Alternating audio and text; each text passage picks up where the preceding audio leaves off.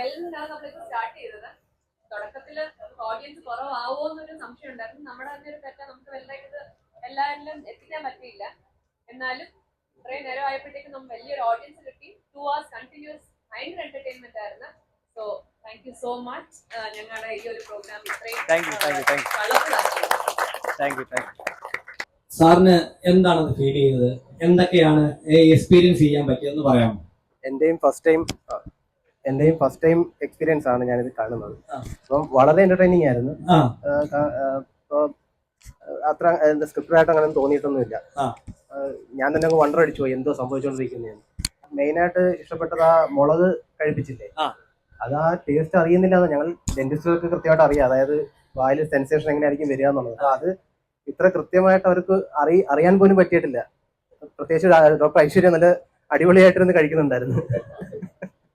Thank you very much. Thank you. Actually നല്ലൊരു program ആയിരുന്നു.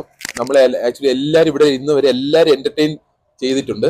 അതുപോലെ കുറച്ചുപേര് പുറത്ത് നിന്നവരും പിന്നെ കയറി വന്ന് കണ്ടിട്ട് പോയവരും ഉണ്ട്. അതുപോലെ പലവരും താണ്ട് ഇപ്പൊ മെസ്സേജ് അയക്കുന്നു, അയ്യോ ഇത് ആദ്യം മുതൽ ഒന്നും കൂടെ കാണണമെന്നാണ് ആഗ്രഹം ഉണ്ടായിരുന്നു, കാണാൻ പറ്റിയില്ല, ഇടയ്ക്ക് വെച്ചാണ് കയറിപ്പോയത്. സോ അതിൽ ആക്ച്വലി പലർക്കും വിഷമമുണ്ട്. പിന്നെ നമ്മള് കാക്കോ ടീം വളരെ സന്തോഷമുണ്ട് ഇങ്ങനെ ഒരു പ്രോഗ്രാം നമുക്ക് ചെയ്ത്. അതുപോലെ നമ്മളെ ഫാമിലി എന്റർടൈനർ ആയ ഡോക്ടർ ശ്രീജ ചന്ദ്രനെ നമ്മൾ സ്റ്റേജിലോട്ട് വിളിക്കുന്നു. മാഡത്തിന് എന്തായാലും കുറച്ച് പറയാനുണ്ടോ? ഫുൾ പ്രോഗ്രാം ഞാൻ കണ്ട് ഇവിടെ വന്ന് ഓൺ ദ സ്പോട്ട് 4 പേരെ സെലക്ട് ചെയ്തതാണ്. അപ്പൊ അത് പ്രീ പ്ലാൻഡ് അങ്ങനെ ഒന്നും അല്ല, പിന്നെ സ്ക്രിപ്റ്റഡ് ഒന്നും അല്ല.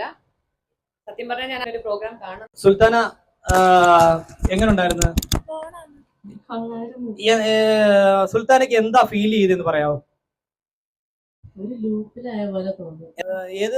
ഏത് സിനിമ നടനെ നമ്മൾ കണ്ടത്? പ്രണവിനെ കണ്ടില്ലേ? അടിപൊളിയല്ലായിരുന്നോ? പ്രണവിനെ കണ്ടു. സുൽത്താന പ്രണവിനെ കണ്ടു കാണാൻ പറ്റി. ആരെയാ കാണാൻ പറ്റി നമുക്ക്? വിരാട് കോഹ്ലിയെ കാണാൻ പറ്റി.